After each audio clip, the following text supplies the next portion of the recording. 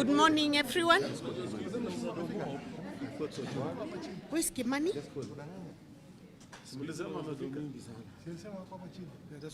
Yeah, that's why we wanted to wait for him. In Kiswahili. And nothing stops. Will you be adding something? Yeah, I will. Yes. With Kimani. But where is he? I'm calling him. 5/5 direction.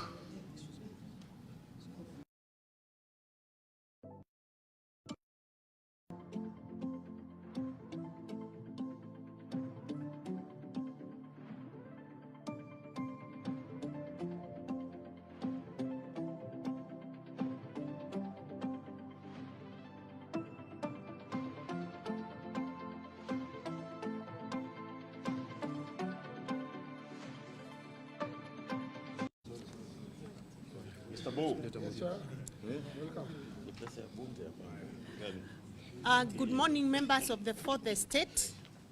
Thank you for coming for the press briefing by the UDA party. We appreciate your presence. And I will start to read. Party grassroots elections and other scheduled political activities. Yesterday, Wednesday, January 20th, 2026, the United Democratic a National Steering Committee meeting presided over by the party leader, President William Ruto. The National Steering Committee deliberated on reports from the National Elections Board and the Electoral and Nomination Dispute Resolution Committee concerning the recently concluded grassroots elections. These elections were conducted across 42 counties in phase 1, in phase 2 that happened in June 2025, and the recent one being phase 3 done in January 2026. Following the rulings of the Electoral and Nominations Dispute Resolution Committee and the decision of the National Executive Committee, the party shall conduct repeat elections in select polling centers across the 42 counties on the 7th of March 2026 for phase 3 elections and on the 28th of March 2026 for phase 2 elections. Registration for aspirants seeking various positions for the polling center congress commences today on the party website. There's a portal where the aspirants can register, and we encourage them to start registration today. As a result of the foregoing, the party will hold a special National Governing Council meeting on Monday, the 26th of January 2026 at 8 a.m. And the National Governing Council brings together all UDA elected leaders and nominated also who are elected specially.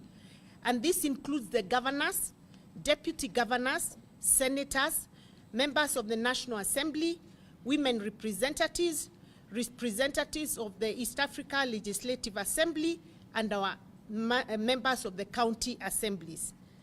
The meeting will be chaired by the party leader, President William Ruto, at State House, Nairobi.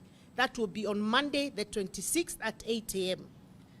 The National Governing Council shall receive a scorecard on the progress of the implementation of the government manifesto, which is the plan, the bottom-up economic transformation agenda. Number 2, they will receive a report from the National Elections Board on the party grassroots elections. 3, they will ratify the National Executive Committee resolution mandating the party leader to commence structured negotiations with the ODM party ahead of the general elections. There is also going to be an aspirants forum. In preparation for the 2027 general elections, the National Steering Committee has resolved to establish UDA Aspirants Forum. This is in response to the high demand for aspirants seeking to vie for various elective positions. To this end, the party shall open a portal for registration of aspirants today. The inaugural Aspirants Forum meeting shall be held on the 4th of February at 8 a.m. at State House, Nairobi. A corresponding notice shall be issued later. So we are encouraging all aspirants intending to vie for various elective positions in 2027 general elections to register from today in the UDA portal.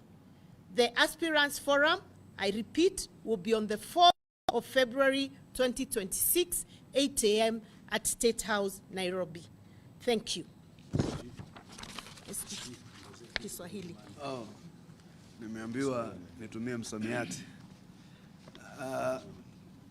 Sisi yetu ni kwa mukhtasari ni kuweza kutoa yale majadiliano ama uamuzi wa National Steering Committee ambayo ndio katika kiungo kikubwa katika uamuzi wa chama ambao jana ulisimamiwa na kinara wa chama chetu ambaye ni Rais wa Jamhuri ya Kenya William Samoei Ruto.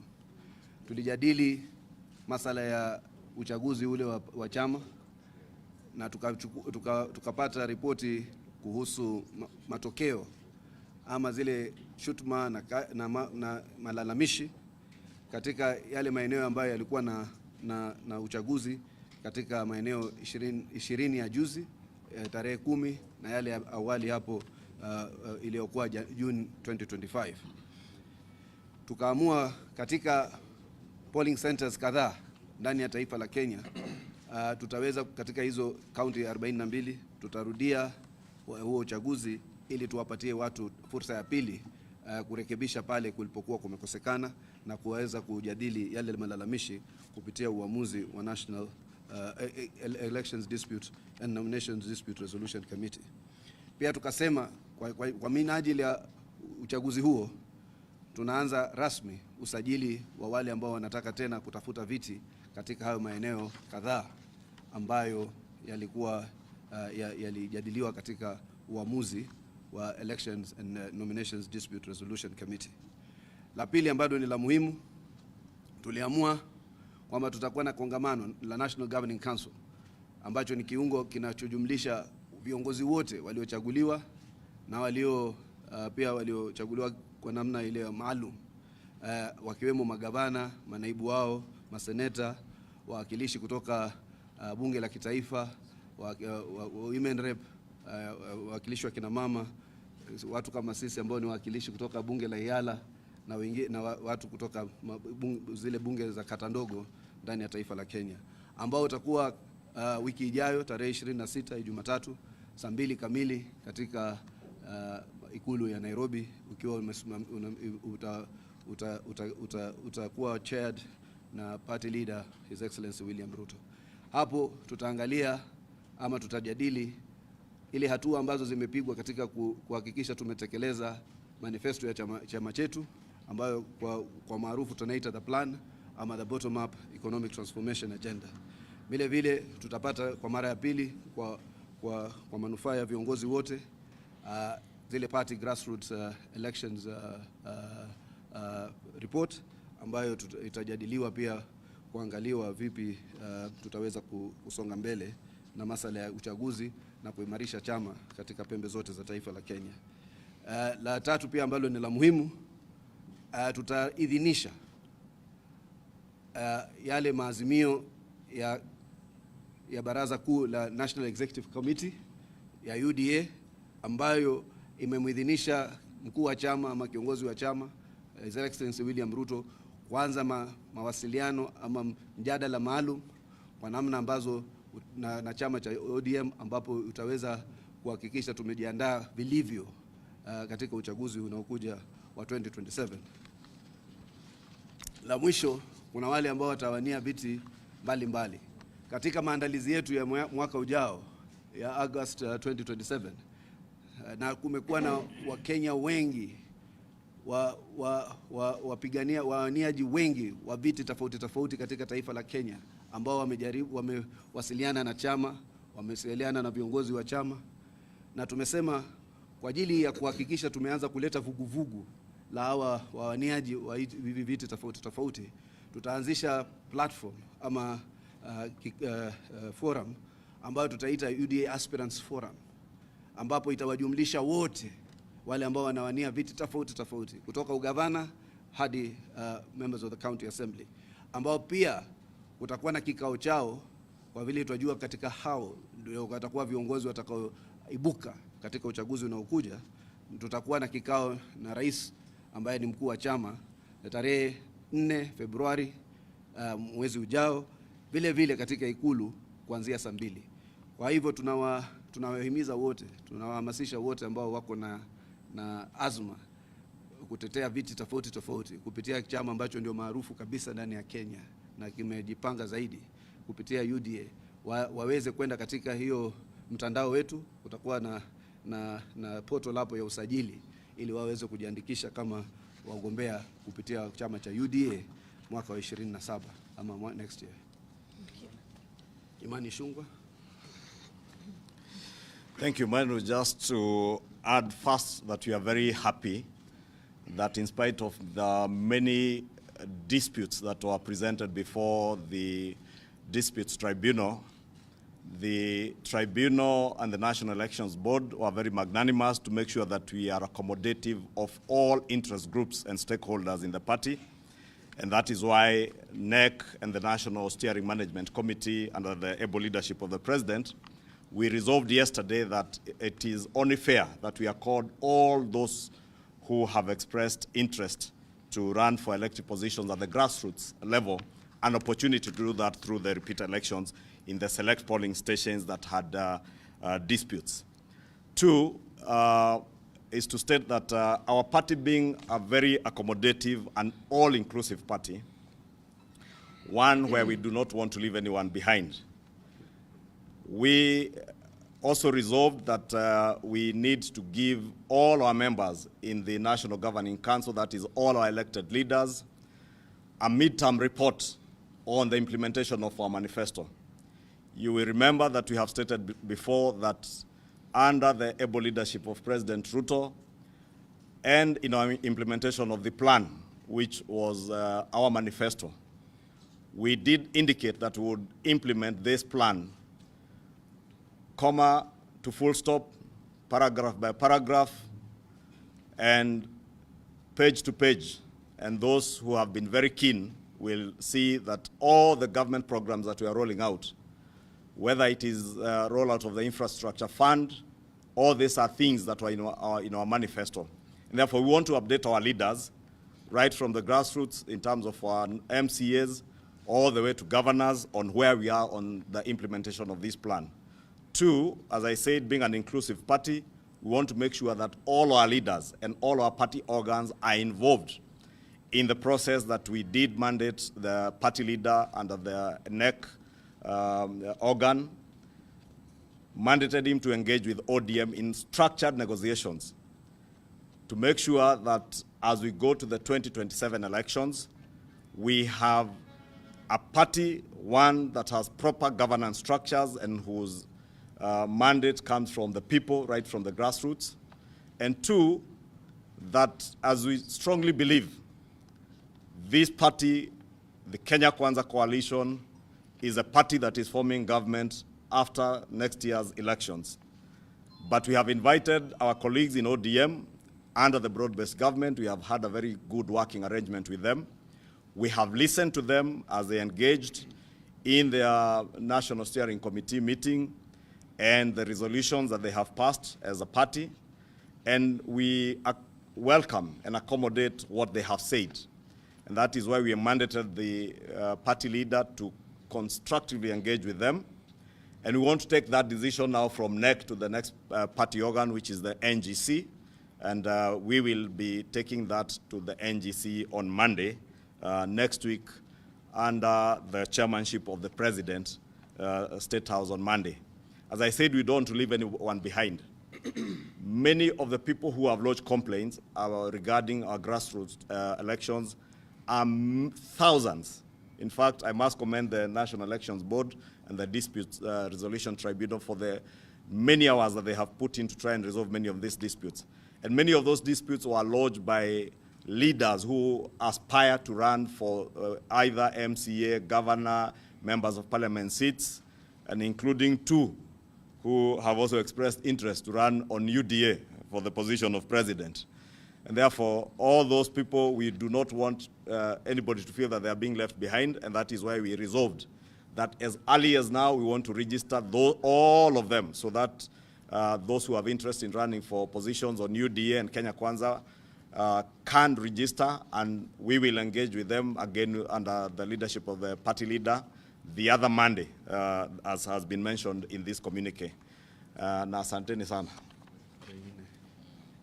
Kiongozi wa wengi, wajumbe. Kiongozi wa wengi ndani na nje ya bunge la Senate. So to provide clarity on what exactly the UDA party is trying to achieve, is that it is our desire to have an elected party official at each of the 27,277 polling centers across the country. We know it's a big desire, but we are bullish about it. Remember, the UDA party is a record-setting political party. We are the only political party post the new constitution that has at least an elected official in 41 out of 47 counties. We want to grow that number.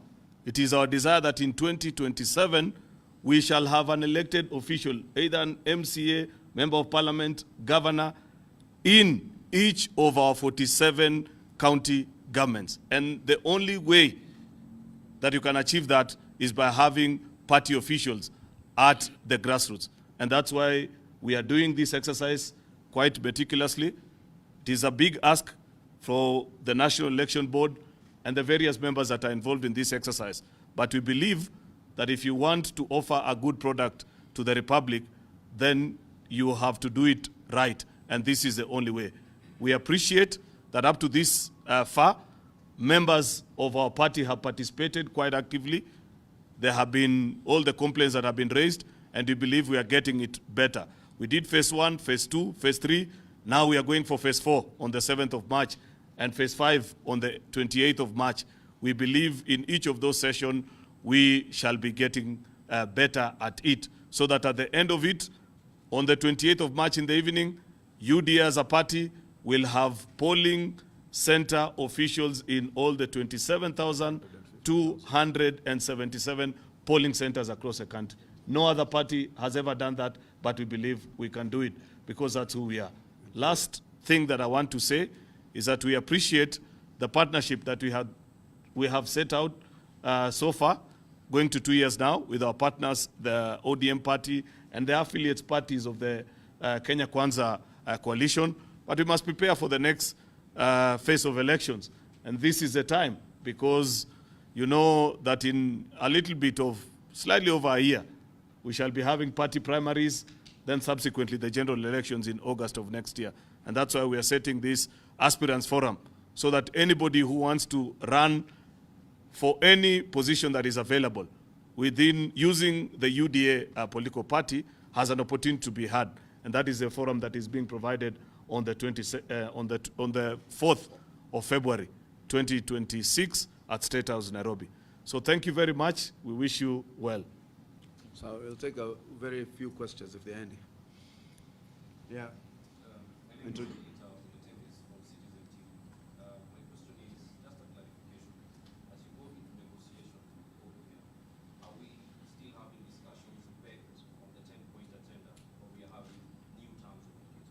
That's one. Number two, that will be fielded by Kimani and Aaron.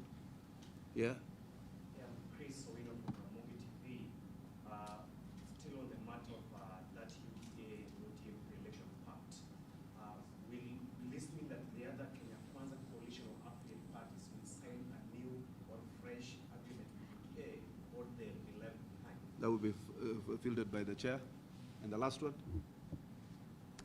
That's it. Okay. So just to respond is that, you know, negotiations are negotiations.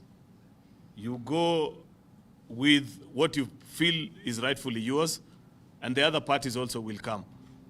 The 10-point agenda has given us a basis for working with the ODM. We have achieved some of the proposals that were made therein. In fact, if I'm not wrong, this afternoon, the committee on the implementation of the 10-point agenda has actually a meeting with the party leader of the UDA party and the leader of the Kenya Kwanza coalition to bring him up to speed on what has been achieved so far and what is still pending. So that has given us the foundation, the place to start. But we believe that there is more that we can achieve if we build on that particular foundation. Therefore, it is not a separate arrangement. It is building on what already has been achieved on the 10-point agenda alongside other things. Sir Kimani. I think there's nothing more important to add, Tenges. On the 10-point agenda, as my colleague has said, this afternoon, indeed, that committee will be briefing His Excellency the President. I had an engagement myself with them last December. I think they also met with the leader of the Senate. They met with the leader of the minority in the Senate and the leader of minority in the National Assembly. And therefore, we're on course on the implementation of the 10-point agenda. And they will be briefing the President this afternoon on where they are in terms of that. But our engagements with our colleagues and brothers in ODM go beyond the 10-point agenda. As I mentioned, it is our intent to be an all-inclusive party and coalition that brings everybody on board and all Kenyans on board. And therefore, we look forward to working with ODM even into the next elections next year.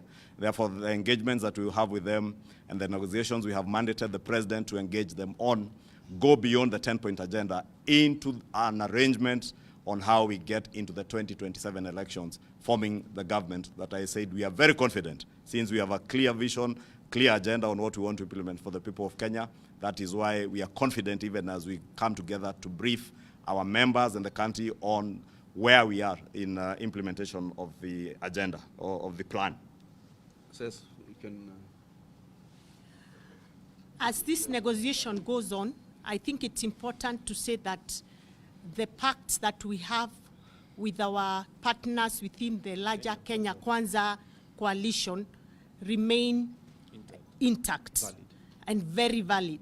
We cannot go to look for new partners and lose the old ones. And I think the President has been very clear on the need to unite the nation.